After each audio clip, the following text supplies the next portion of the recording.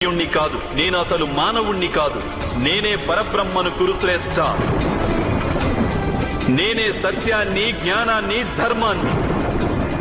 నా అనుమతితోనే మీరు యుద్ధం చేస్తున్నారు. నా అనుమతితోనే మీరు జీవించి ఉన్నారు.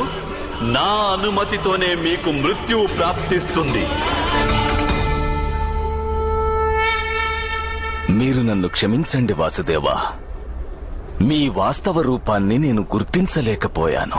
మీరు అవశ్యం నన్ను వధించవచ్చు, కానీ మీరు నన్ను వధించడం కోసం తమ ప్రతిజ్ఞను త్యజించేందుకు కూడా సిద్ధమయ్యారు.